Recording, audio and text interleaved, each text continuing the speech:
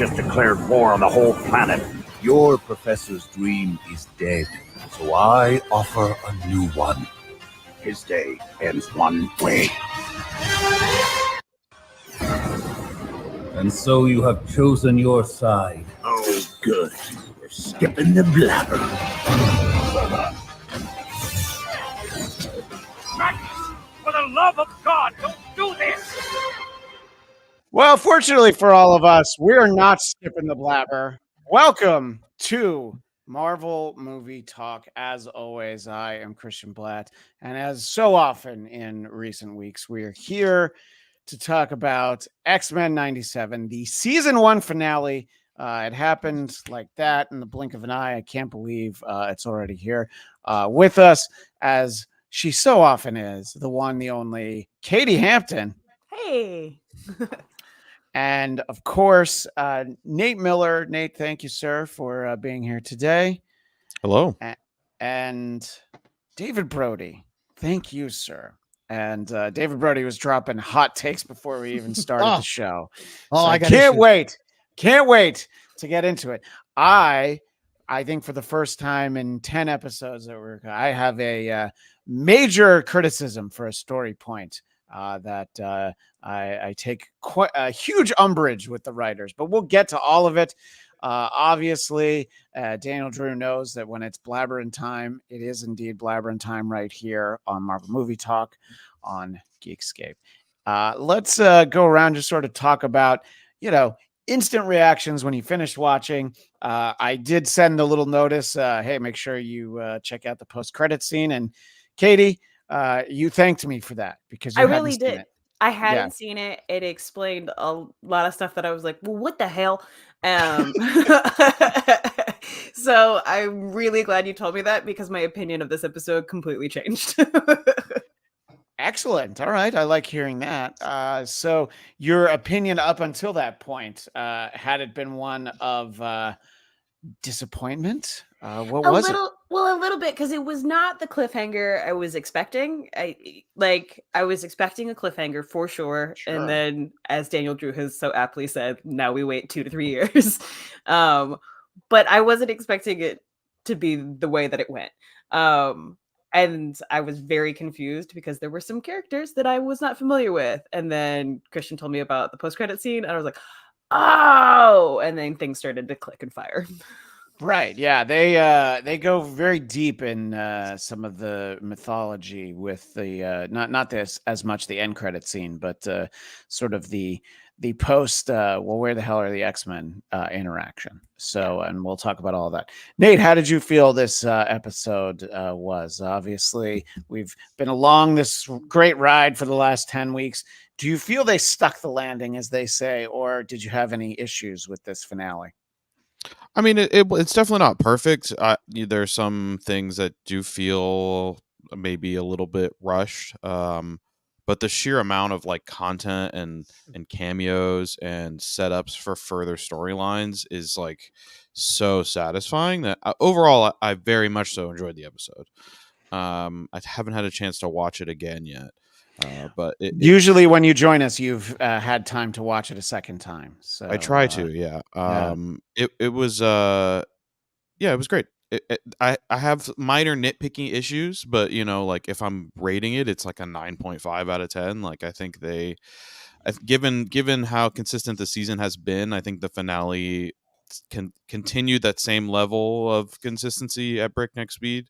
And it just got me really excited for the possibilities of where they could go. The potential of how deep into the Marvel or X-Men, actual really nerdy lore they're willing to mine for story stuff. And there is no depth they will not go. It looks like, apparently.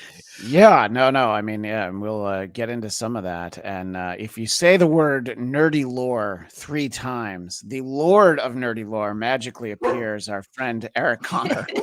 With a puppet and a dog bark at the same time. But you'll wait your turn. Mr. Brody, your thoughts on the finale, and save your hot take for a moment, but your thoughts on the episode. I enjoyed it. I love the cameos. I started writing down every one to make sure I didn't miss any. There were a couple I had to Google. I won't lie. They were post my time of reading comics. But I was like, oh yeah, I know who that is. There was a couple I didn't know, and I had to look them up. I thought the action was great. Well, now I'm curious. Who did you have to look up? I didn't know who Dust was. I didn't know who Destiny was, or I didn't know who Dr. Reyes was. But I sure as hell knew who Alpha Flight was because I wore their shirt a couple of weeks ago. You did, and I want to know why Psylocke was standing there with Alpha Flight. I'd like that explanation, please. Yeah, why was she there? And well, so was Dr. Reyes, who apparently was an X-Men post my time. Sure. Why weren't they in the X-Men scenes in this episode? But I don't know. So that was confusing. I was excited to see Cloak and Dagger, Daredevil, Cloak and Dagger with Daredevil. And obviously we did actually have Captain America said something. Iron Man kind of was there as eye candy. We'll go through all of it. So in general, you were happy. Apart from being tardy, Mr. Conner, what are your thoughts on this episode? I always enjoy coming for the shame and the mockery, and I've gotten both already, so my job's done. I will say, remember, I think it was last week I was talking about the penultimate episodes tend to be a little better. I'm going to stay with that. I think the penultimate episode was a little better, but my God, I mean, I could hear the sounds of geeking out from the four of you. I could hear the sounds of Brody disappointment in the lack of Wolverine. these things, they haunt me. But in the end of it all, I mean, this is really Marvel just like nailed this one. And, like 10 episodes and you're like, oh, wow, could they handle that? Well, yeah, they could. And, there's one or two along the way that weren't so great, but I think this was a really strong ending. The cameos. Yeah, I know. I took so many screen grabs early that I was like, this is getting in the way of me actually watching this. So at some point I just stopped. I love the Cloak and Dagger one. That was and I thought the interesting thing was that they made a point to name check King T'Chaka, who of course is T'Challa's father. Right. Who, we met in Civil War. So I was like, oh, that's interesting. They made sure to distinguish that that was who we got. T'Chaka, not T'Challa, and, this is I'm still wondering about this. Your screen grab managed to omit Puck, which was a little bit rude. He's almost there. You can see him a little bit. Shit at 1 a.m. You're lucky you can get anything. Puck is the easiest one to cover up too. That's why they have both Sasquatch and Puck on the same team. They balance out the average height, entire spectrum. I did notice that, and so I got your emails before I'd watched the episode. So of course I didn't open them because your email screenshots would ruin the episode if I were to have looked at them. Yes, indeed. So, before we go into some specifics, is there anything in particular you want to say overall about the episode, Eric? To their credit, like season 2 can't come soon enough, and really good. I listen to this late at night, so I have my headphones on. The sound design was awesome in this one. Yeah. I've admired the music previously, but there was like some moments that I grabbed screen caps of with like Rogue doing the whatever you call the sonic clap. Well, I call it the Hulk clap bit, but yes, other people do it as well. But yeah, that was nice. Yeah, and that moment, like I actually played it back. I'm like, whoa, that was cool. And they had a lot like that. So I think they've really done great technical work with the animation, sound design, music, all the tools at their disposal, which only deepens the storytelling and the X-Men of it, if you will. Yeah, so Daniel Drew makes the point of Morph as Mr. Fantastic. We've gotten some great cameos this season by Morph taking the form of a character that otherwise doesn't appear in the episode. But I'm sorry, this is making me laugh so hard I cry because I'm just watching Brody's face right now. Well, it's interesting because I saw Daniel's comment, and instead of sort of going through the episode, we do want to let Brody open the can of hot take. That is, what's your problem with this show, Brody?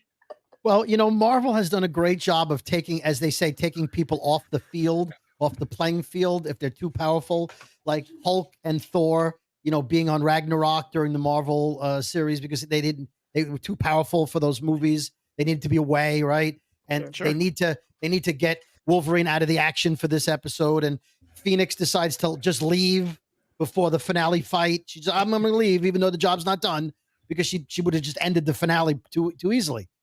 So you have touched on something that I want to talk about, but I'll let you finish. Well, So yeah, I know where you're going, but here's my problem. Don't show Morph as Juggernaut. Don't show Morph as Hulk with the powers of the Hulk. Don't show him with the powers of Reed Richards, and then not have him be Magneto and just undo Magneto's plan. He could have floated the asteroid as Magneto. If he's got the power, he could have been any Ultra Omega powered Marvel character and just stopped the asteroid. Don't have him on the asteroid. Knock him out. My argument would be that he can approximate powers he's seen, but you can't imitate. Like, even I think if Rogue touched Magneto's face, I don't think she would be able to use every last drop that he would need to stop the asteroid. And you're right, it is a flaw when you have it that he can take on the powers, but it is one of those things that I feel like a lot of times it's like, oh, just take a second and explain at some point this season that he's not really taking on the powers to set up a moment like that. But my complaint that I mentioned is something that you referenced. There's this crazy moment where Jean's like, actually, I'm the Phoenix. I'm going to take care of everything that's down here on Earth.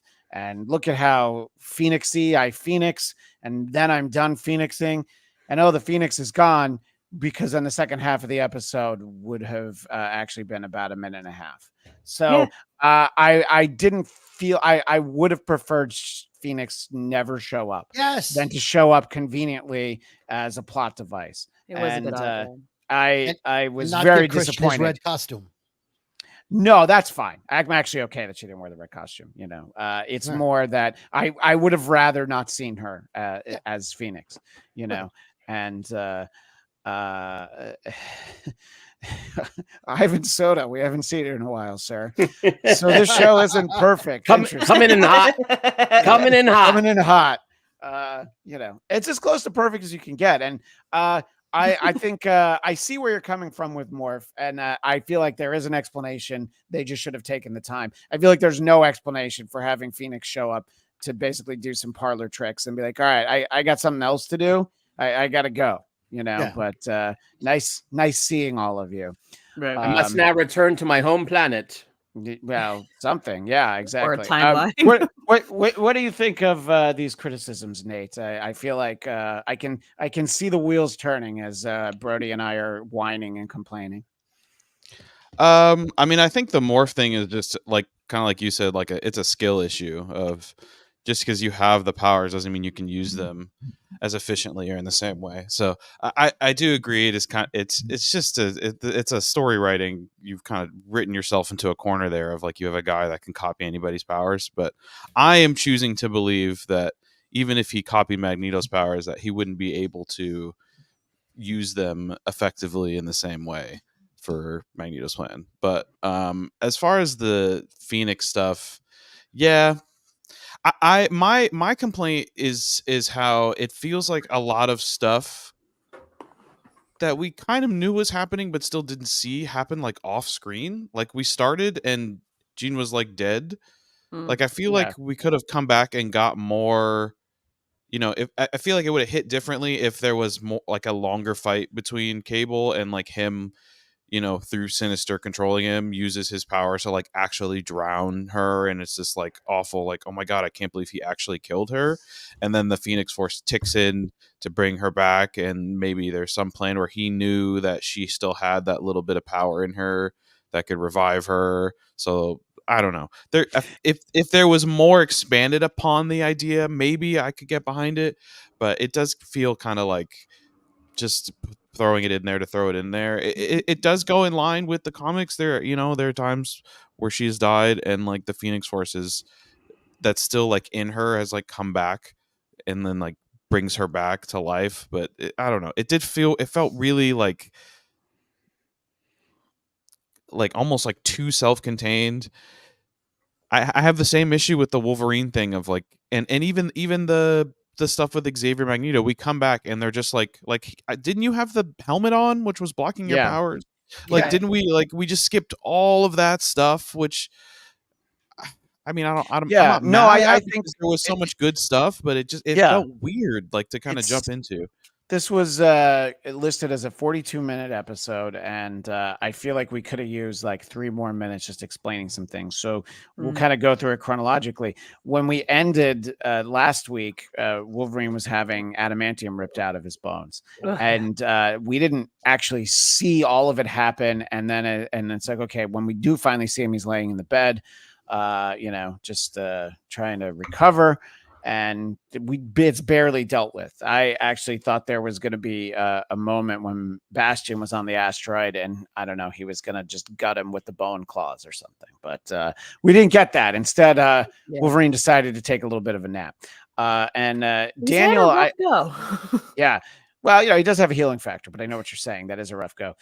Daniel in the chat is saying, I think Phoenix thing was like an emergency response of her body, not like it was back, like muscle memory. Well, the Phoenix was like, oh, she's about to die. Now I might need her, but I'm busy. So let me just help out for a second. And I do think it was something like that. And I'll let you jump in a second, Eric. But to the point of Bishop saying that he tried it 200 times, much like Doctor Strange tried 14 million times or whatever it was. The one thing that maybe was missing is like, no, even though it goes against what I believe in, I have to let Jean drown so that the Phoenix shows up because it's the one thing I haven't tried. I would have liked some of these possibilities to be addressed in this storytelling instead of us sitting here like, oh yeah, this was good, but I felt like I missed something. Like, where's episode 9.5? So where's the mini-sode? Go ahead, Nate. The one thing that is like, this again feels like a backward storytelling thing of because they have season 2 planned out and where they want to go. Like the part of her pulling the mutant DNA out of Sinister is like, I think gonna have big impacts on where the direction goes with that storyline. And so I think they kind of work backward there of like, well, in order for her to do that, she's strong, but she's not that strong. She needs like a little extra bump. So like that doesn't happen without her getting the Phoenix powers there. But I don't know. I'm also assuming that they're going to like they've had the Phoenix intro in like almost every episode so far. Yeah. It's a little thing, and they've been editing them in and out like of different things that are relevant. But that one has almost consistently been there. And I know that they want to do more Phoenix stuff. Everybody loves Phoenix stuff, so I guess it's more breadcrumbing for stuff down the line. But it did feel within the juxtaposition of like the ending of the last week's episode and then starting this one. It's just like, did I miss a scene? I rewound it because I wasn't sure if I had like missed like an opening credit sequence or something or something, because it just kind of jumped in and I was like, oh, all right, we're not really going to address what just happened to Wolverine. Right. Okay. Yeah. No, I mean, I think that's it seemed like it's an easy fix, that there was a little bit missing, and there's reasons why maybe you don't actually show this stuff, but I can't think of any good ones. Eric, I wanted to let you weigh in on all of this, and you shared with us this image that our visual audience sees right now of Morph showing David Brody's least favorite character, showing Sinister what he looks like now. Yeah, it's a kind of a twofer. Like I put it in there and liking this image, but also liking the fact that Brody doesn't like him. So thank you. So Thank yeah, you. no, I also need to be said that before we started the podcast, Brody said the worst thing about this show is Morph, or like Morph is ruining the show. Well, and this, some of y'all might remember the fabulous Dr. Smith. Oh, the pain, the pain. So I love that Sinister turned into Dr. Smith. He's like, oh, my mutant DNA. Oh, oh dear. It was like, what just happened to him? So from Lost in Space, you're talking about, yeah. Oh, the pain. Yeah, exactly. The pain. Yeah. It's so rare I can use Dr. Smith in any of this conversation. This one, I think one of the issues here too, it's a very busy episode. Kind of like hyper caffeinated. It's extra long. And I think like there's a bunch of connective tissue that you guys totally hit on already. It's like they left out, they left out some of it. I know Phoenix said, well, I did it to protect my son. I'll buy that. All right. I remember once when my my older son was just a wee lad, and I was holding him, and I almost tripped. And my body like moved, so like if I fell, I would have taken the brunt of it. As opposed to the years later, when I now try to hide behind him, like for the Dodgers game, and someone's giving me a hard time. But that idea of like, as a parent, like there is an instinct to like protect, and so I like. Oh, and this I thought was him brilliant moment of him beating him with his own arm. Yeah, how many times have we seen someone slap with their own arm? I love that. It's really a couple. It's like really just Bucky and Cable, I mean. But I gotta tell you, every time I love it. It's like, of course, what else am I going to use? Your own arm, your own best weapon. But I think some of this could have been massaged better, for sure. I mean, obviously, look at the rage and then the comic book store guy fervor of this panel right now. Like we're very worked up because they did leave out things, and they've been pretty good about it. The idea of a nebulous power, that's something that always annoys me. The sense of like, well, you have the power-ish. Well, you sort of have that. Like, you don't write in sort ofs and kind ofs. You got to make a choice. And so I think they sometimes had some soft logic here. But at the same time, then you have Rogue in this fight scene and sort of all is forgiven. This kind of moment, which, I could... split hairs and the other things, but when it does things right, including this episode, it does it brilliantly. So I'll be okay. I will say I was cheering for Rogue this entire time. I was like, girl, get your due. Go on. I was like, slap his ass. Well, and of course the callback to Remy and his name is Gambit. Remember it, and we're it takes us all back to that episode 5 and how it was like, oh man, and they called it Remember It, and I thought that that it was interesting because whenever you deal with things that happen like on the astral plane or in a character's like mind palace and things like that, it's always like, I don't know, it always, there's always something about it where I'm like, all right, so they're in the bar where they first met. Also, definitely bummed that the episode started like that, not with like Wolverine having adamantium ripped out of his his skull, but I understood where they were going. And it definitely made me feel like I had missed something when we sort of brought it back up to modern times. But the back and forth between the two of them, and I'm glad that they went with the Eric Magnus Lensher because Charles is the only one who calls him Magnus. Everybody else calls him Eric. And I'm like, all right, this is like David Banner on the Hulk TV series. It's like, what are we doing here? What is his name? And why are you calling him something different? Okay, it's his middle name. All right, I guess. Which, it's a little on the nose. That's very, very Stanley Jack Kirby, that the guy who becomes Magneto's name is Magnus. But, we're here to celebrate Magneto, not bury him.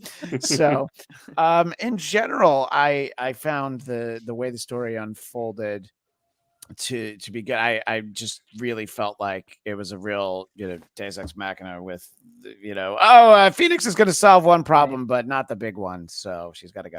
And I mean, I can walk it off. It'll be all right. I will still say that I'm impressed by what these 10 episodes were able to accomplish, especially compared to recent TV series Secret Invasion. But what's your thoughts, Nate? I don't know what you're talking about. What shows that? I haven't seen it. That's how secret it doesn't is. exist. I was gonna say, I mean, the Dream Gay stuff, I think that I didn't even think about that being weird because for me, I was too busy thinking about the Bastion thing. Yeah. And while his new character design when he evolved was awesome and the fight scenes are really cool, I'm just really confused how they put that thing on his head, which disabled all of the Prime Sentinels, right? He couldn't control them anymore. But then he like manipulated the matter of his own body and shifted shapes and got wings from Cable's arm, but then somehow still couldn't take the thing from off of his head. Like that part to me, we just kind of like glossed over, and that was what I was kind of focused on the rest of the episode of thinking of like, it's a great point because one, if you're going to have any kind of inhibitor, you should probably inhibit like all of his abilities and, not just like, oh, I'm going to turn off the radio antenna, but he's still got a million MP3s saved, so he can still do plenty. Are we really going to nitpick the writing now? Is that what we're doing? I think in some come on, cases, Mr. Morph. Also, Yeah. by the way, I was reminded of this. Morph's powers are to copy the physical aspects of the thing that he copies. He can manipulate his own molecules to change to so when all of the powers that we've seen him emulate so far in the show are stuff that are just physical things, nothing that's like energy manipulation or telekinetic powers or anything like that, right? We see him as Hulk, we see him as Mr. Fantastic, we see him as Juggernaut, we see him take these larger forms or stretchy forms or whatever, but never anything so far that he's shot energy blasts. So based on what it says in the end thing of his powers, I think he couldn't even copy Magneto's powers. He could take Magneto's form, but he wouldn't be able to copy the energy, like the magnetic manipulation stuff. Can he fly? I don't remember. Is he able to fly? I don't think we've ever seen him fly. I think Gene has levitated him, but I don't think he's ever flown on his own. Okay. Maybe Storm has used a wind gust. Well, Brody, were you happy to finally see Sunspot as Sunspot and name check himself as Sunspot? See, 100%. I knew I'd find something you were happy with. 100%. I love that he's denied who he is, and all of a sudden he has a name for himself. I thought that was terrific. He used his power, even though he kind of laid the groundwork for failing when he was talking to Jubilee. I don't really know what I'm doing, so I probably should say goodbye now because I'm not going to make it. And then he's the lead guy with Rogue out in front. He gained courage and experience pretty quickly, but it was great seeing him in his, in his persona, in his, all in his glory. Yeah, I liked that a lot. Yeah, it is kind of one of the things that we've been hoping for is that maybe when it's finally revealed, it's going to actually be a good moment. It's going to be a big moment. It's going to matter. And we have seen him in his form, but not really trying to utilize his full power. And I like that even Jubilee's sunglasses didn't survive this episode. There's the moment where. But I'm sorry, how did she survive this? I posted a picture of her exploding from right.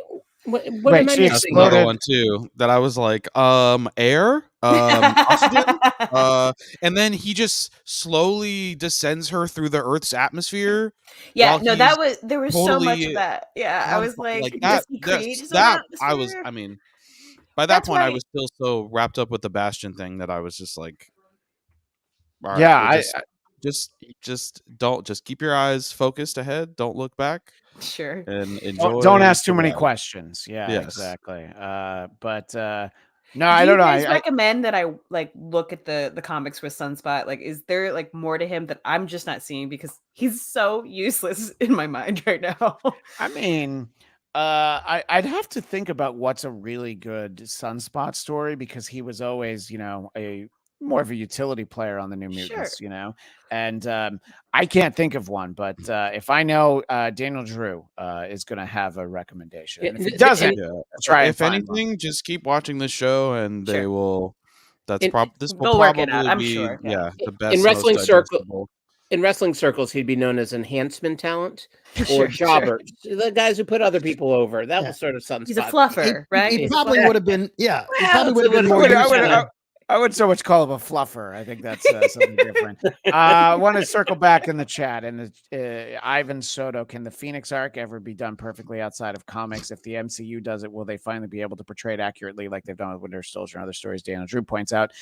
In the original series, the Phoenix and Dark Phoenix sagas are the only on-screen versions that have ever been well done. The live action have both missed the mark, and I would like them to not try for a while. It missed it by a lot. It's not like they just didn't quite pull it off. In both movie adaptations, I was stunned at how, despite having legitimate actors both times, they just didn't. It's like they got none of it right.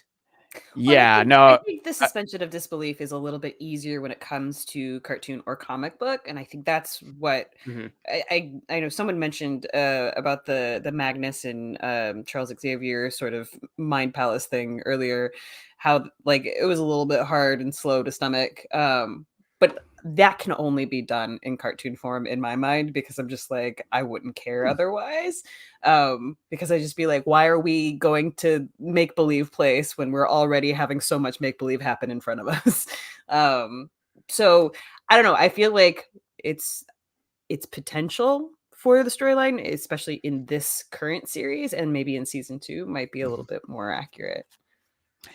Right. Yeah. No, I agree. And we will share our thoughts on season 2. I want to make sure we sort of address everything. And, what we don't really get that much of, we sort of see him at the very end of the episode. I believe Beast is holding Charles. But, we see Magneto come back. Remember, Magneto's reborn and he does all this stuff. We don't actually see Charles coming out of it, and Right. it's not so much a criticism. It's like, I kind of wonder what that's like for him. They do a good job setting up. It's like, oh, but if Magneto doesn't remember who he is, you'll both lose your minds, So it's like, okay, cool. Thanks for telling us what the stakes are in that, because, not everything always does that. Craig Robinson, circling back to Rogue, saying, remember it. That moment gave me the feels much like Wanda saying to Thanos, you took everything from me. And yeah, I agree. Thank you, Craig, for staying up late with us. Well, it's actually not that late in the UK, now that I think about it. But thanks for being here all the same, regardless of the time it is. And I'll say that to everyone who is in the chat. Eric, you bombarded me with images, and I'm trying to sort through them on the fly. I sent it to you 12 hours in advance. No, you did that. I sent it to you 30 minutes before. I can't win. No, but this is my fault, because this is the time that I couldn't actually look at them until I watched the episode. You see the problem here. But and then stayed up late for you, and this is cyclical reasoning. Well, you're sending him puck pics. Well, there is one that he sent me that's apparently just for me. Hey, more like Sabretooth pics, all right? It's very good. Yeah, thanks. The size of your superhero doesn't matter, Eric.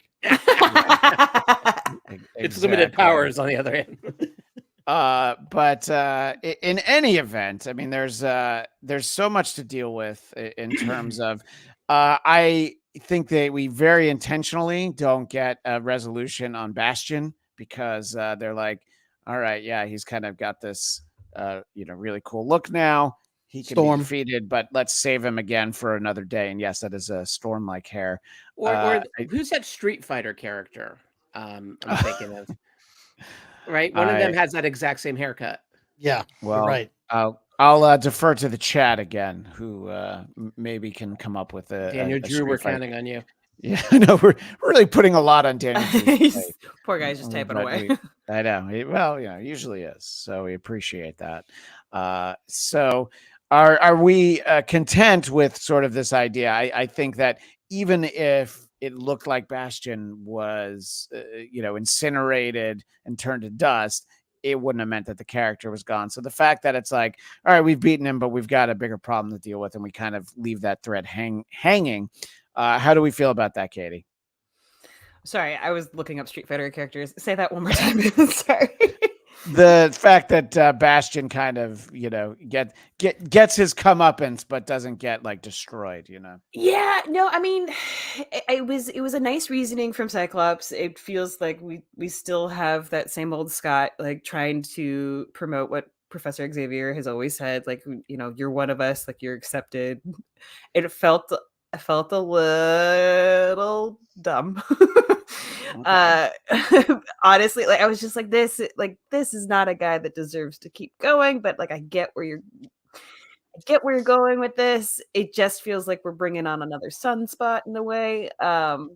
It was an interesting take. I was kind of impressed that like Bastion couldn't lift the Sentinel's foot off of him completely, and that he was kind of just stuck there while everyone was kind of doing a kumbaya to bring him into the X-Men.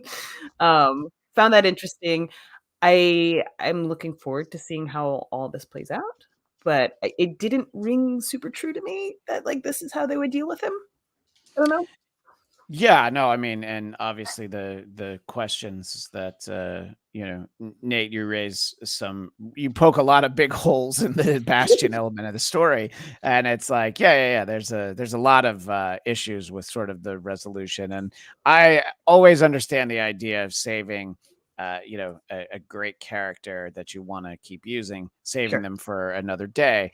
But at the same time, it was a little bit unsatisfying. Nate, since you had sort of some of those issues with Bastion and his fancy headband and what it did and didn't do and what he could do afterwards, everything except take it off, as you said.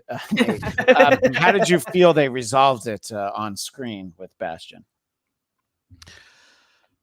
I mean, the fight was really, really good. So my fight thirst was sated, and it is really like, it's like annoying, but it is it's like the right thing to do. it is the right thing to do. It's like, and ultimately, like, that's what this whole story is supposed to be about, right? Is like breaking the cycle of violence and like trying to lead with empathy. Like, the fighting is supposed to be done defensively, not offensively. That's what separates Xavier from Magneto, and I get it. I think it was done tastefully. It wasn't too straight up, all right guys, stop, we have to be friends now. Like, I think he, and they laid the groundwork with the stuff with his mom and stuff, and like, especially too with the altering of his background to have him be kind of like this child of Master Mold and Nimrod, who was kind of raised as a human but also raised to hate mutants, like exploring this idea of like, maybe there is a redeemable world of where Bastion is not this evil guy. I thought that was cool. It did feel, I mean, I had the same thought of like, okay, maybe because Beast is really pushing on the controller, like the Sentinel's keeping him busy, but we're all just like standing here, like, can't we knock him over on the ground first and then be like, hey, be nice, or else, or something. It did feel kind of weird, them all just like standing there talking while he's just there. But ultimately, I think it makes sense. Again, like, I still am reminded that even though, especially with this season, there's been a little bit more emphasis on more of the adult themes, and they've like kind of leaned into them instead of just like hinting at them, it is still, this is still from that legacy of that kid show of it. It still has, it's important to have that heart in it.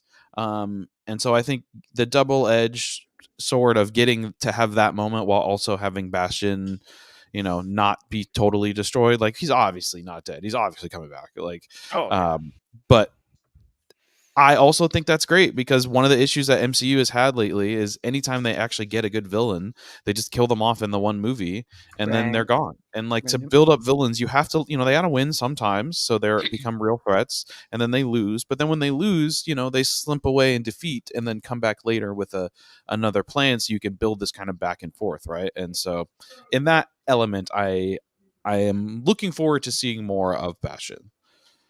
Yeah, no, I absolutely agree. And Daniel, taking our homework assignment to heart, he hasn't read Sunspot stuff when he was young. I'm used to him being an adult during the past decade or so. So I don't have classic Sunspot recommendations. I don't remember the classic era of Sunspot where he got like a miniseries, So I don't remember him getting a graphic novel. I think he was always a solid team player, Gotcha. Cool. Yeah, to put it in terms for David Brody, it's like, you were never gonna get a miniseries of Mackie Sasser, were you? No. So you could do a documentary on the throw to second, but go back to the picture rather. But yeah. You don't want a solo adventure. No. What did you think though of Bastion obviously being put back on the shelf so that they can play with him another day? Oh, it was a no-brainer. I mean, he's a great character, and you're not going to kill him, because who knows how long this show is going to go on. Sure. And who knows if there's going to be a Fantastic Four spin-off show or a Spider-Man spin-off show that you could use him on one of the other shows. So I think, as Nate said, don't kill off, they killed Thanos twice in the movies. Like, don't kill the bad guy, defeat him, let him skulk off as they all do, but don't kill him. So, I thought they played it perfectly. They damaged him enough. They made him, touchable. And then they traveled through time and he didn't because he sort of flew outside and sort of might have been killed, but we know he wasn't. So I think that's classic comic book story writing, and I think it was the right thing to do. Yeah, I agree. Yeah. Because let's, if somebody's gonna die and not stay dead, well, then let's not kill them in the first place. There's something to be said for that. So, Eric, I think this is the image you were talking about. It doesn't actually show Jubilee, but this is basically Bastion trying to explode her into space. Is this what you were talking about earlier, Eric? There's an actual image, but I did like this one. This was actually him battling Cyclops. That was so cool. Yeah, that was. I agree with you, Nate. Like the action in this episode was like so beautiful and so cool. And Cyclops, like getting the, again, unhinged. Like I think they've definitely shown the limits of his patience and his sort of Boy Scoutness. So yeah, I'm excited to see this guy really flip out, especially if he gets that mask that you hate so much, Christian. I think that would be only more exciting. The giant stupid helmet, covers up his whole head. It's the dumbest thing I've ever seen. Yeah, there's no way that walking around and being in a fight with that giant helmet is going to make you fight better. Has there been a time in the cartoon, in the animated series at all? Because he did it in the comics where he just puts the visor buttons in his palms. Yeah. And because he hasn't done that in this iteration of the show. Yeah, he's always doing this. Yeah. But the older, didn't he have it? Yeah, the hand one. I remember when he upgraded. Does he have to meet Spider-Man first, or? Right. Or it's definitely a Spider-Man move, but it seems like an obvious where they can't tie your hands. If you can't do this, you can't open his visor. Yeah. So, Eric, why did you want to share this with our visual audience? That's Jubilee exploding. That was actually okay, but that's from the comics, so that's okay. That's why I tried to do AI of Jubilee exploding, and it wasn't able to for some reason. I don't know why. The limits of AI. Porn. Yeah. Well, that it can do, but this, unfortunately, is the best I could come up with. Was when Jubilee got almost like a nuclear power at some point in the comic book. And in my mind, if she was in space with Sunspot, this is what she would look like. And they didn't quite go there, which I guess for the best. We all love Jubilee. It'd be kind of a strange, horrible way for her to die in Sunspot's arms, exploding. Suffocation in pure space, freezing. Right. So I'm okay with her still alive, but it again, the questions pop up and the sort of nebulous powers issues still arise, but she lived to fight another day. That's all that matters. Right. Without you visor. definitely right without visor. So yeah, I think that obviously the Magneto protocols just show how stupid humans are when they're like, "Oh, this is our last resort," and then it's like, let's kill us all. It didn't work.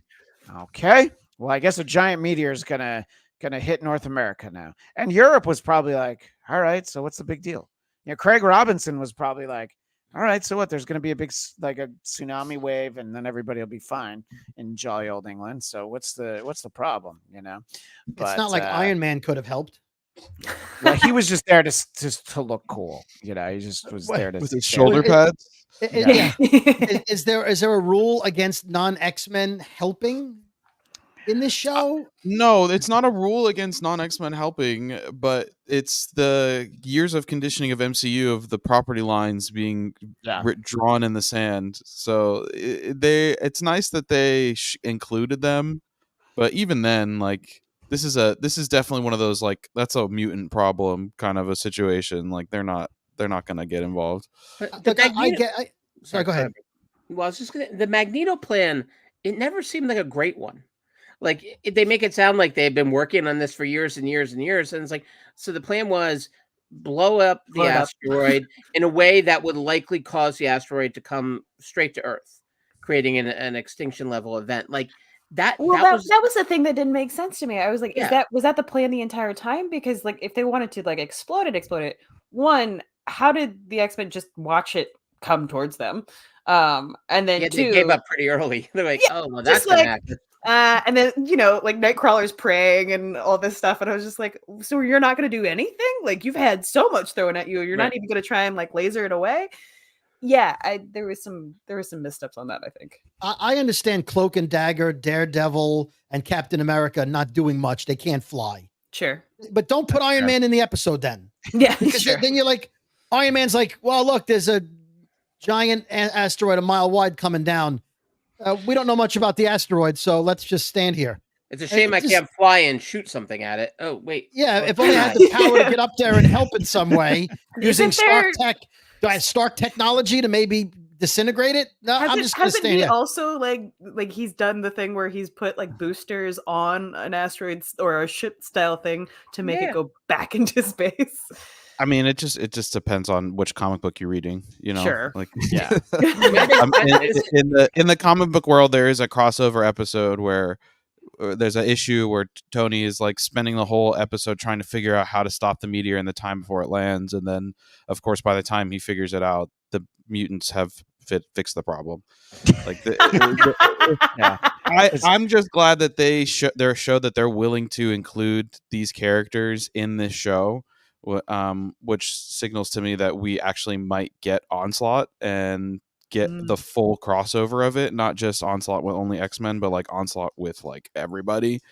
And that would be just like, we got Doctor Strange operating on someone. Like, that was so random and cool. In full power too. In full costume. Yeah. And I had so many questions about insurance. I don't know if Kaiser would cover the mystical arts or not. No, there's just a really high deductible. You need to put down one of the 10 rings to be able to meet your deductible. I do love that he's got the sling ring thing going, but he also has a mask for protection. I mean, look, he's surgery. It's great. Yeah. Those hands are clean, I bet. And I just want to get to this comment from Daniel Drew Badge that practice. it's funny that Tony didn't speak. It's the one time you can get Tony Stark to shut up when you don't want to pay a voice actor. The voice actor for Iron Man, by the way, on the show my daughter watches, Spidey and His Amazing Friends, so the preschool Iron Man, that voice is John Stamos. So no way. Maybe they didn't want to dip into the Stamos verse. The only man who slept with almost as many women as Tony Stark. You're probably not wrong. So it was cool to see these characters, and I agree with Nate. It's like, if this is just like sort of a step for like, yeah, one day we're going to see them fully utilized and actually doing stuff, it's cool to just introduce them now.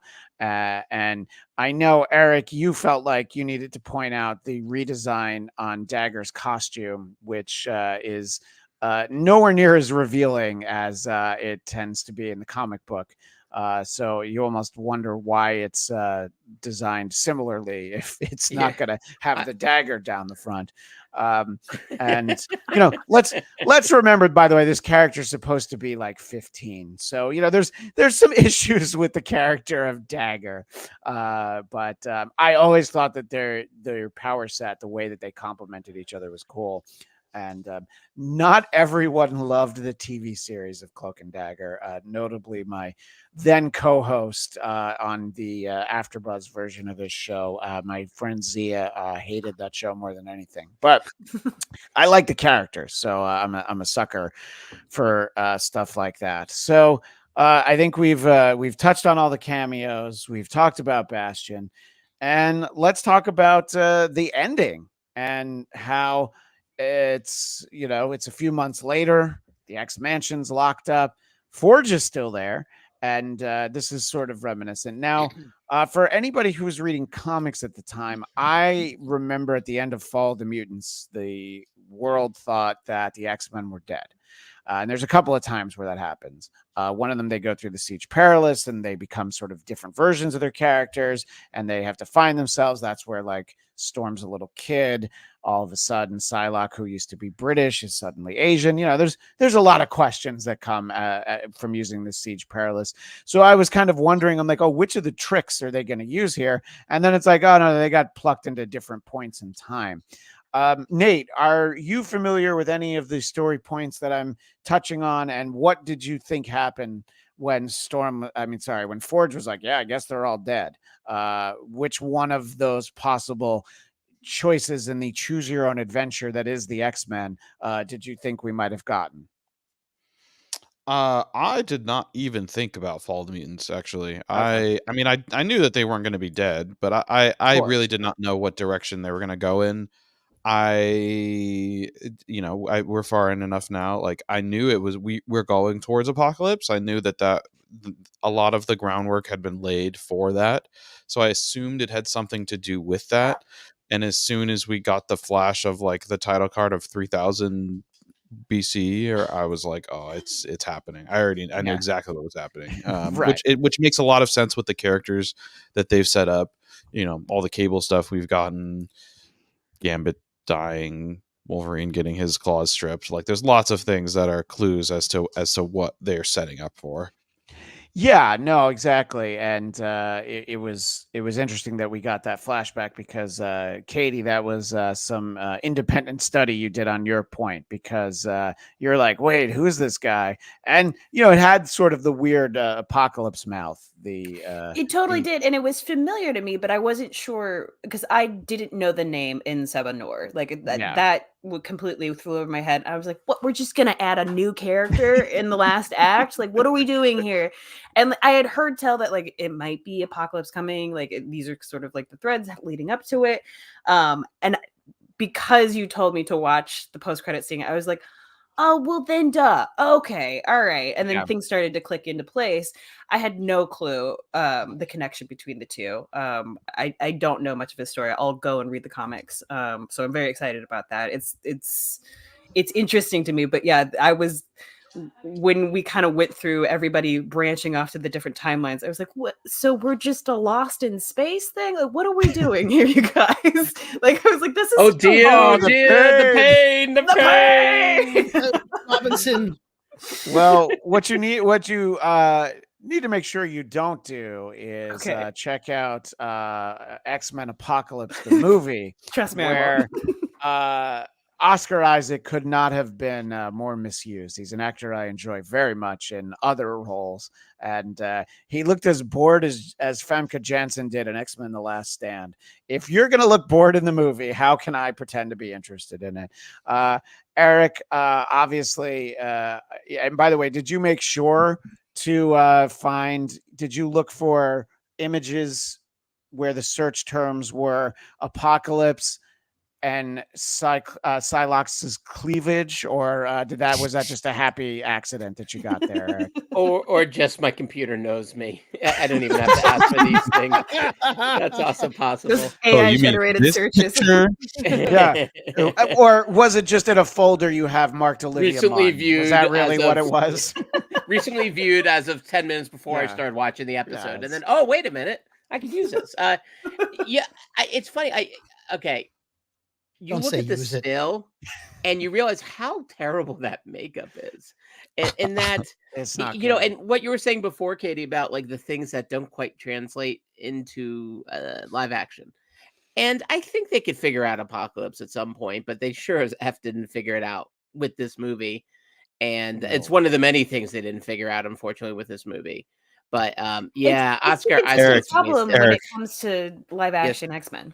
Eric, I very intentionally avoided ever watching this movie, and I am so upset at you right now for forcing me to look at this. Look at this and learn.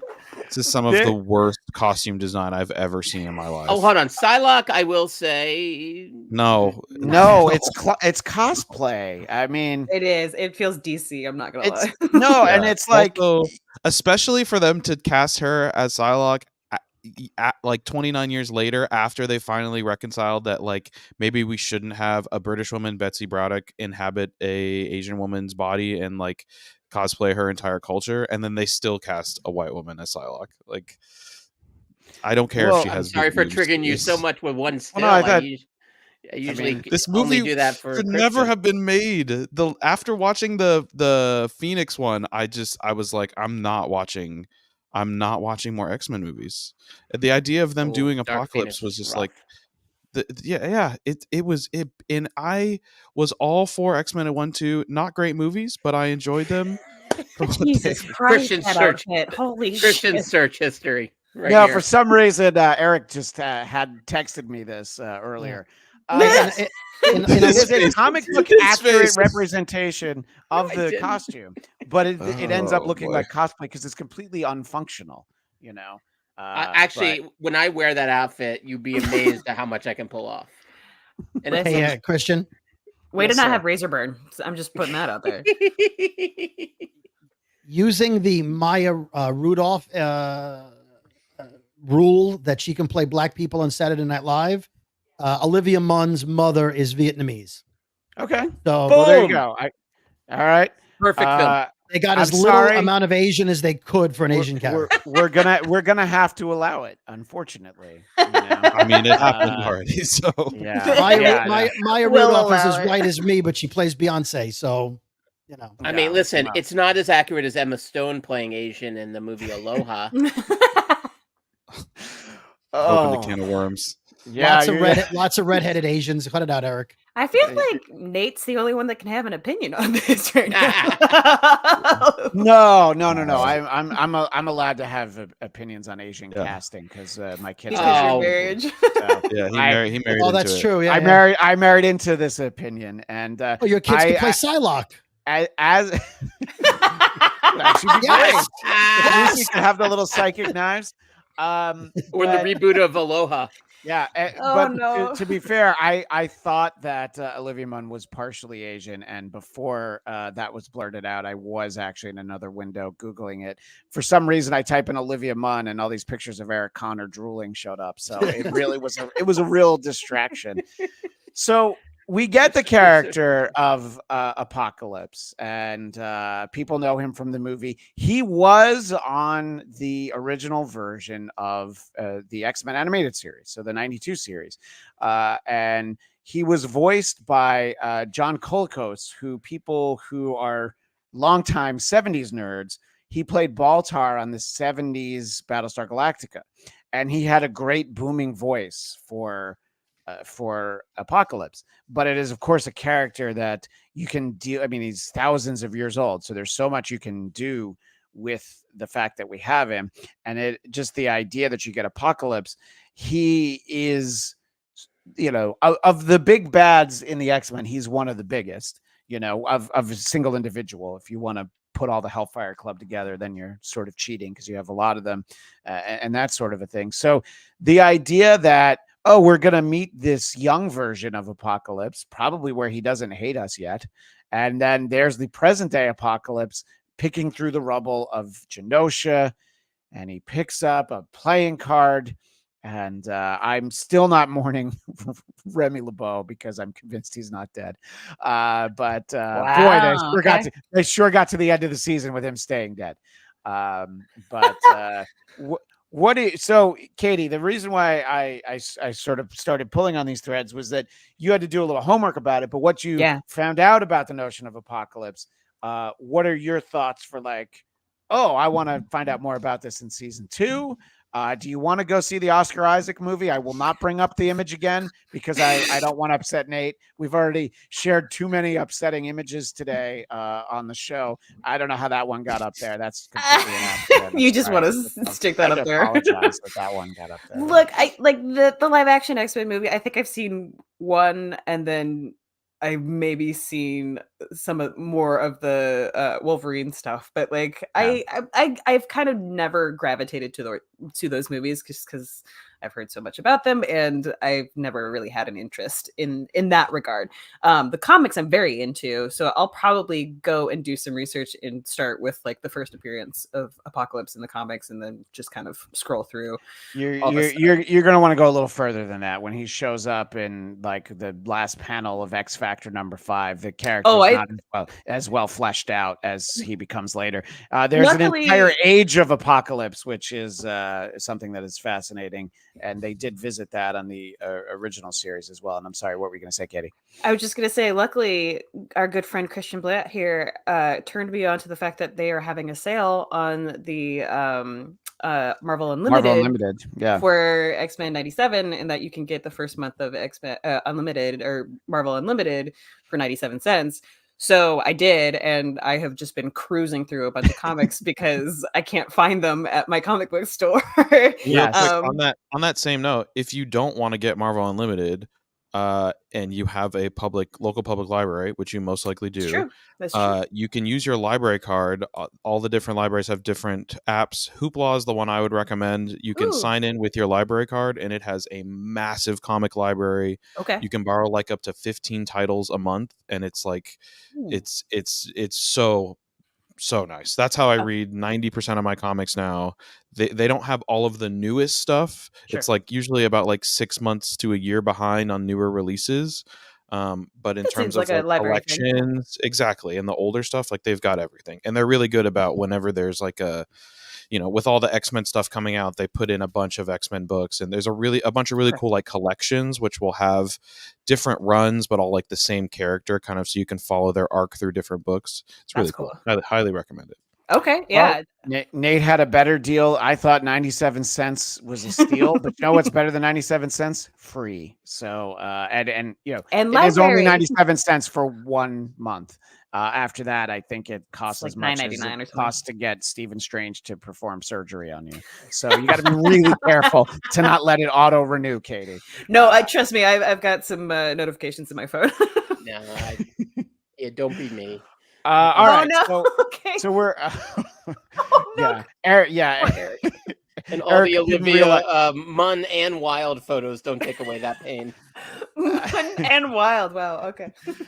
And of course, yes, Eric didn't realize that he forgot to cancel a subscription after one of our Geekscape book clubs, which we'll talk about at the end of the show. I do want to sort of finish up on our apocalypse talk before we look ahead to the future, literally the future that was shown at the end of the episode.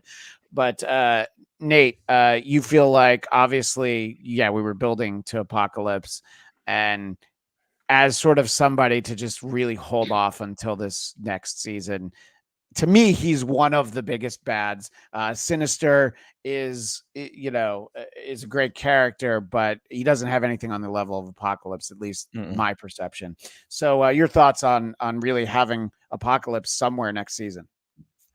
I mean, I think given how the ending is, I think we're not going to get Apocalypse somewhere. I think we're going to get Apocalypse 3 wares. We're going to get El Sabinur, and we'll also get present day Apocalypse, what's happening as their X-Men are gone, and then we'll get future Apocalypse, who's already taken over the world apparently, as Mother Ascani is teaching young Nathan Summers with his parents kind of there.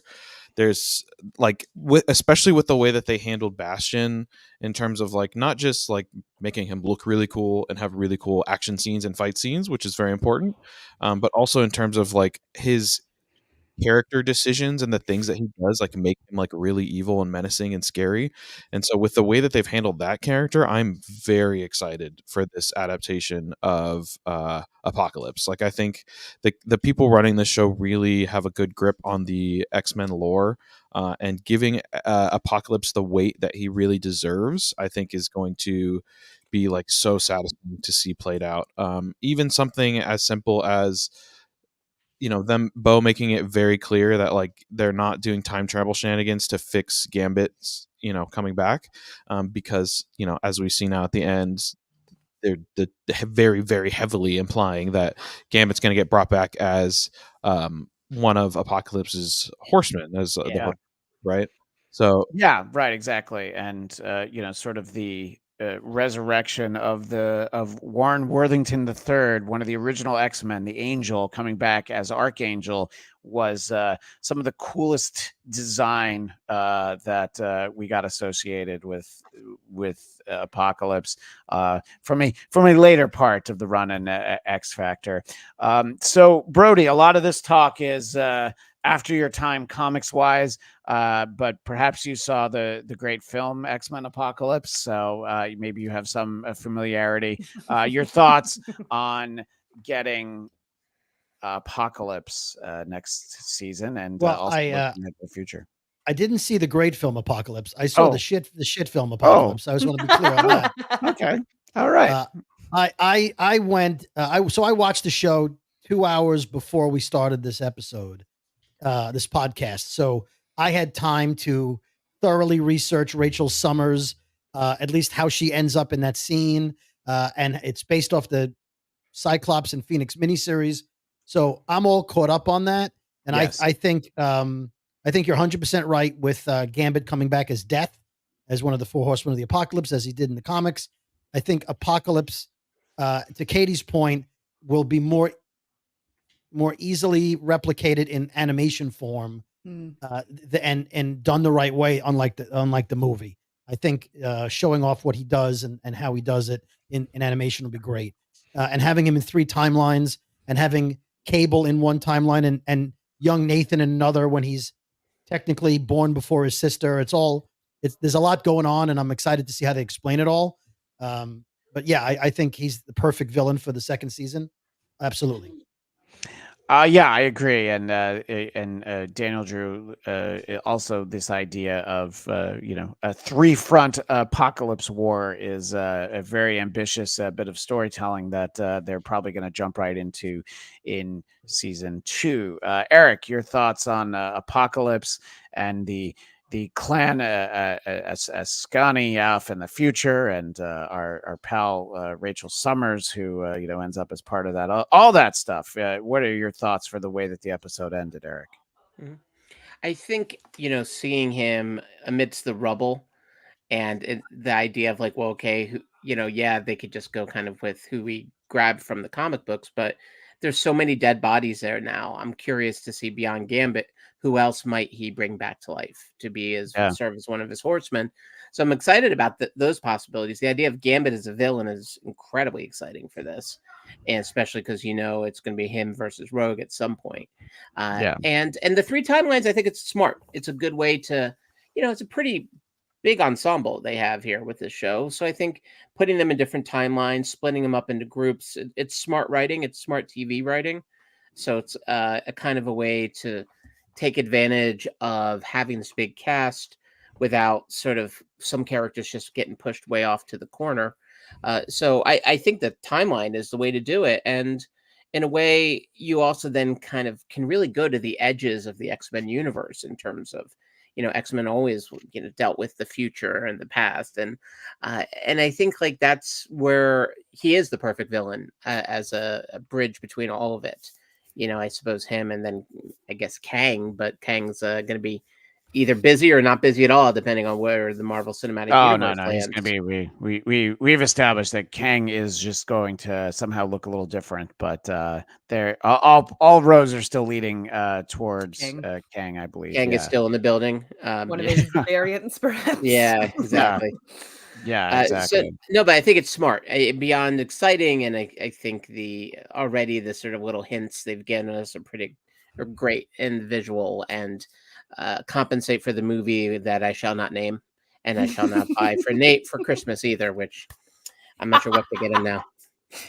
I know. Well, you obviously can't part with your copy of the film that shall not be named, and there's some talk in the chat about the Horsemen of the Apocalypse, and do they ride horses? Well, that's kind of one way to look at it. They're not exactly horses per se, but yes. And I can't believe you can get this comic for $5. But anyway, that's neither here nor there. There should be 4 of them eventually, and we'll see who they choose. And until you said that, Eric, I didn't think about, in terms of, beloved character Leech, who seemingly died in Genosha, the fact that he can block all mutants' powers just by being close to them, he would be a very interesting villain to be weaponized. So there's speculation as to when we will get the next season. I did see a social media post from somebody who's been working on this season that today is actually the last day that this person's working as an animator. So I feel like it's not going to be 2-3 years, but probably a solid 1 year, maybe like late next year. But I don't think it's going to be too much. But it's going to be too long. That's my point. But it's a great time to catch up on the original series and rewatch some of this stuff. There's some other big Marvel news, but if any of you need to go, I want to give you the opportunity to take a proverbial hall pass and step out and say goodbye, and we'll get all your plugs in. But if no one speaks up now, I'm going to talk about some interesting news in terms of on-screen Marvel stuff that's coming.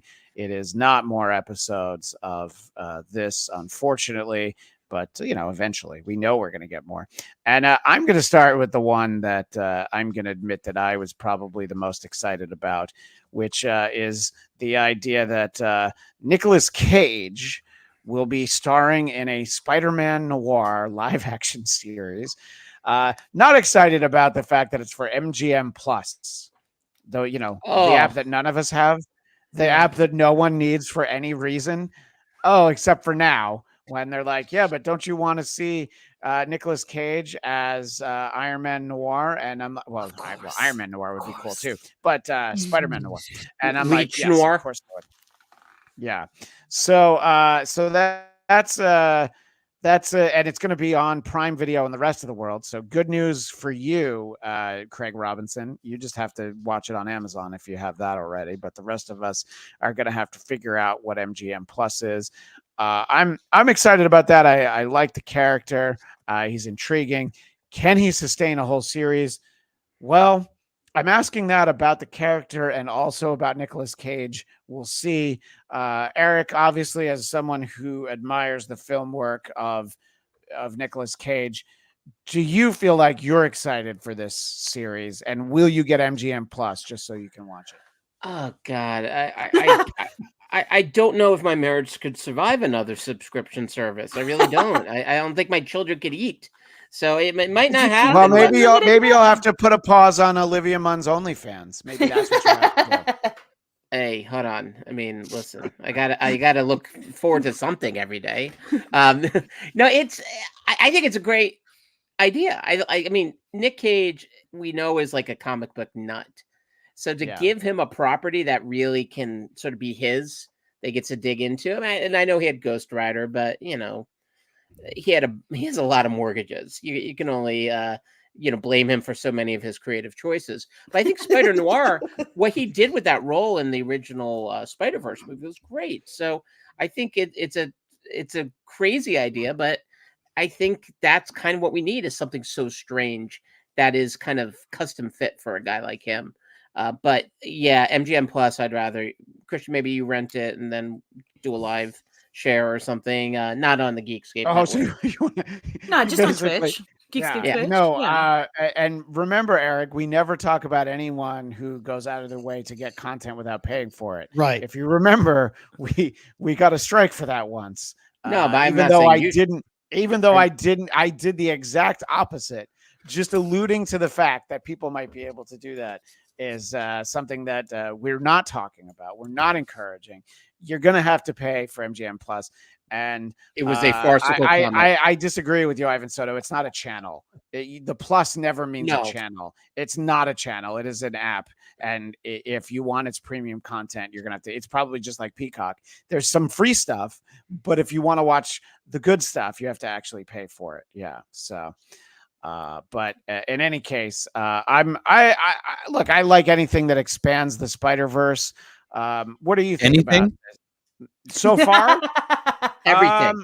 I'm trying to think of what I don't want to see. And I can't come up with anything. I know that Eric still has a great script for a Rhino played by Paul Giamatti, and still shopping it around, Eric?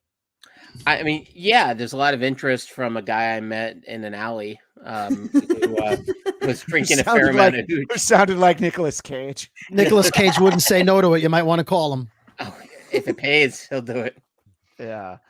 But what does the rest of the panel think? Nate, is Noir Spider-Man something that piques your interest if you didn't have to pay for it, or would you be like, no, I'm not that interested anyway? I am negative interested in it. I read the headline and I went, man, I wish that I could devote less brain space to what I just learned. I'm so tired of just like we're spinning off a character because it was popular in a movie that came out how many years ago now, and like Sony is not like spinning off these things and making these great franchises. Like all of the I'm Venom was stomachable, but I am just not anything that Sony is involved in. I'm just immediately incredibly cautious and not excited about. I'd be very happy to be wrong for it to come out and for it to be good, but this just screams cash grab, uninspired adaptation to catch on a fad that has already passed. Like I did not watch that movie and go, wow, that Nick Cage cameo was so good that I want to watch a whole show about that. That was never a thought that crossed my mind at all. But what I if did they think, made a wow, that show cameo. out of? What if they made a show out of Spider-Punk? I would be more interested in that. Okay. But ask me again 2-3 years from now, and I'll probably be less interested. Like, What do you think, Katie? More Nicolas Cage in your life, the better your life becomes, or I mean, are you in a wait and see mode for this? Nick Cage is water. He adapts to how good the project is. So it depends. It depends on a lot of things. I will say that I'm guessing that Amazon Prime will have at least like a teaser or like some kind of like, hey, get a month free of MGM Plus with your subscription or something. Like I think there's going to be some kind of like, don't you want to see type of deal, and I hope that they do that, because otherwise I'm not getting another app, you guys, like just to watch one show. We did that with Ted Lasso and it paid off, and Apple TV Plus is rocking it. It's just like MGM Plus. What else am I going to watch on there? Bond movies? We've got them all. Yeah, All they show is Living Daylights and nothing else. Okay. So I mean, it like the lure of the show, it does pique my interest. That's for sure. It's just like the accessibility of it. If you're going to make it hard, that's going to be a tough one for me to key into. Well, Ivan insists that MGM Plus isn't a streaming service, and I can't say I know that much about it because I've never tried to watch it. But they're gonna pass on Nicolas Cage's salary to us somehow. So sure, watch for it to not be as easy to watch as something else. But I did, I think that I like that they were developing this project. It is a product, but before Nicolas Cage was involved, and they're like, all right, well, I guess he's going to actually do it. So I guess all we can do is see. When we get news like this one, all we can do is just say, okay. So Natasha Lyonne is going to be in the Fantastic Four movie. Who she's playing, we don't know. the thing. She's playing. I'm in. Well, she's playing Crystal, maybe.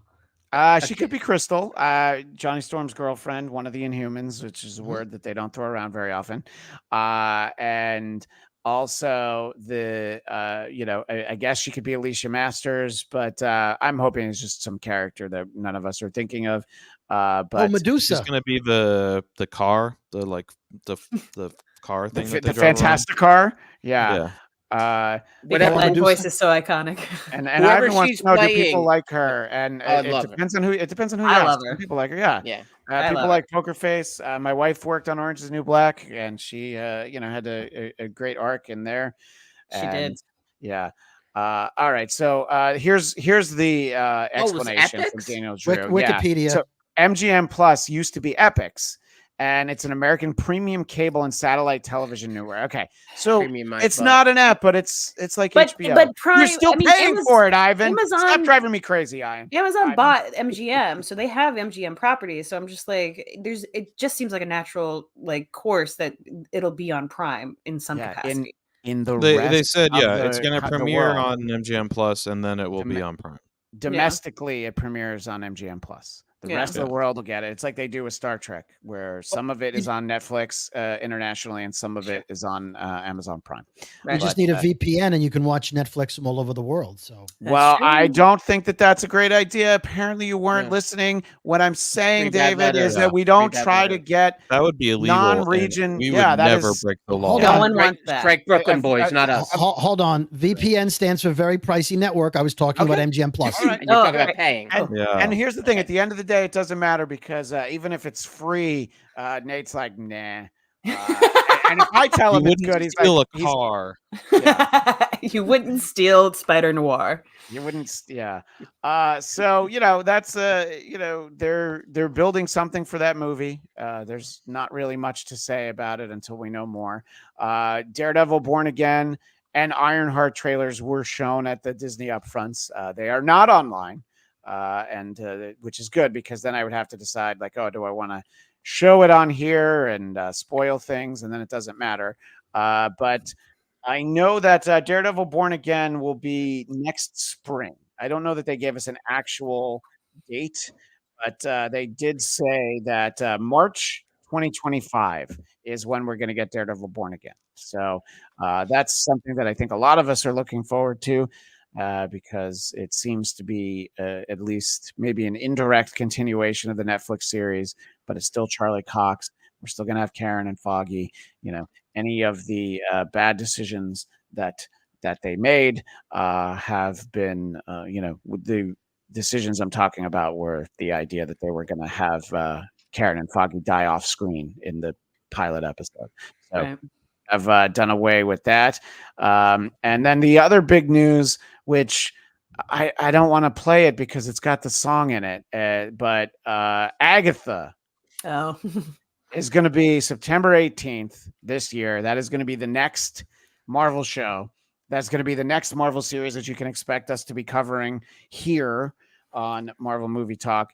And there are a number of videos out there talking about how the show went through a couple of different iterations. It's had like 4 names, and then they're like, "Oh, I know." Everybody talked about that song at the end, and I figured out how to use the mute button. So anyway, everybody talked about that song at the end. So it was like going to be Agatha the Darkhold Diaries. It was going to be the House of Harkness, Coven of Chaos, or Coven of Chaos, Lying with a Great Wardrobe, that one being the joke. And then it was Agatha all along. Yeah, say it was a joke. Yeah. It was a setup for a long play, a long time. Yeah, shame. Or episode titles.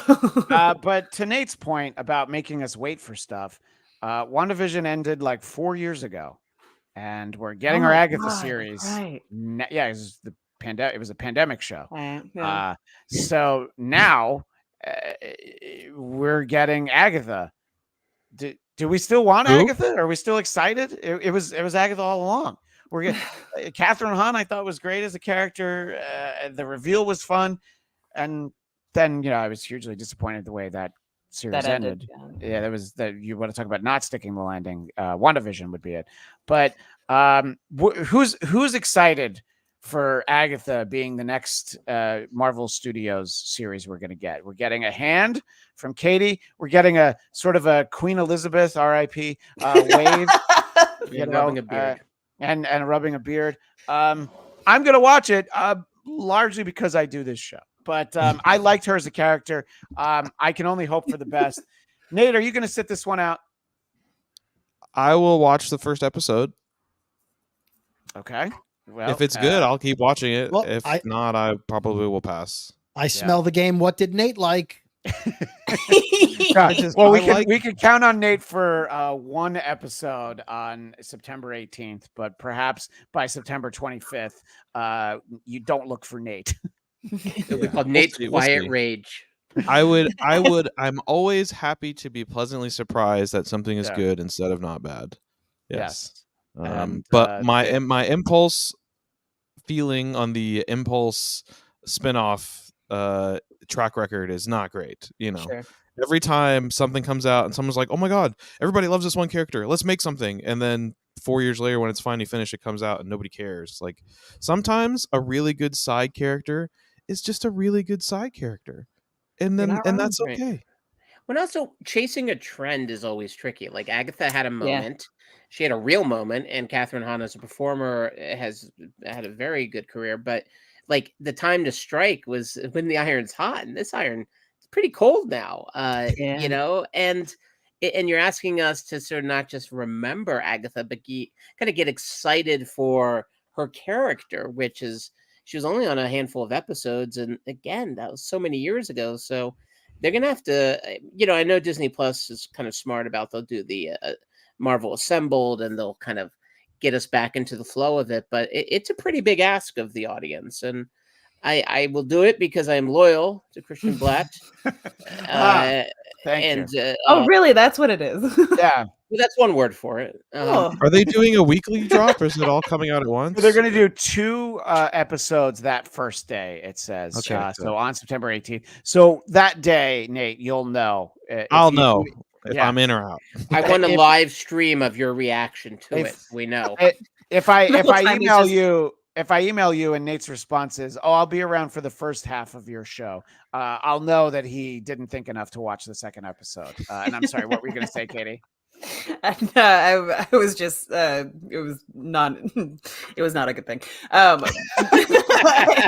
It was like, who cares? I was just saying what Nate's face would be like if you live streamed it. It would just be. I'd rather be watching Spider-Man Noir. Well, but if that's what Nate says, then we know. Go ahead, Katie. Sorry. I will say that I am glad that they're releasing it in the fall time, because it feels like, oh, we kind of have like these witchy, sort of almost Halloween-y type things, like this thematic kind of spooky season stuff. And I'm really glad, because I missed that. I missed that about like the Marvel TV shows releasing around that time, to have sort of that, like, I don't know, spooky fun. Is Kathy Najimy going to be in this? Kathy Najimy? Yeah. That's the goal. Is that how you say it? I've heard it Najimy. I've heard it Jimmy. Yeah. Well, but I hope so, because I love Kathy Najimy. Stay tuned. We'll let everybody know in September. Obviously, prior to that, we'll be covering Deadpool and Wolverine, and we'll have some fun standalone shows. Next week, I'm going to catch up with some of the guests we had on during the past 10 weeks and get their thoughts for how season 1 of X-Men 97 ended. And 2 weeks from today, in our slot will be Geekscape Book Club, where we'll be discussing Is Extinction. The Grant Morrison and David bought the wrong issues, he told us, but I think you have the right ones now. They arrived today.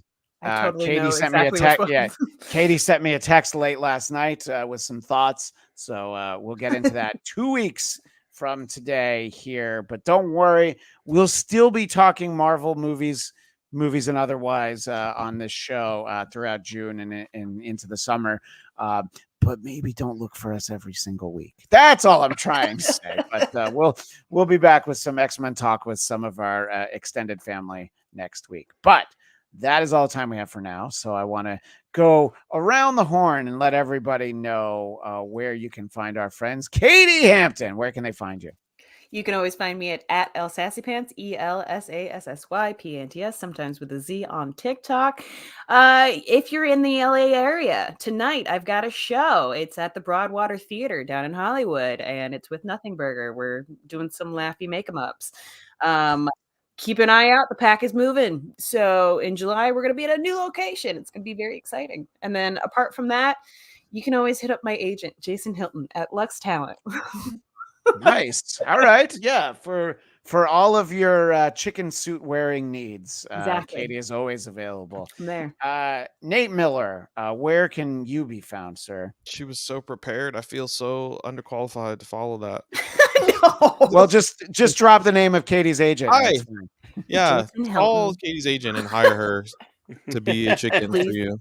My name is Nate Miller. You can find me on the internet at Doglike Nate with 2 G's on all the places where you find people. And David Brody, where can you be found? You can find me on social media at David Brody with a Y. You can find me on the Brooklyn Boys podcast on all platforms. And you can find me on LinkedIn. I need a job. Could somebody hire me, please?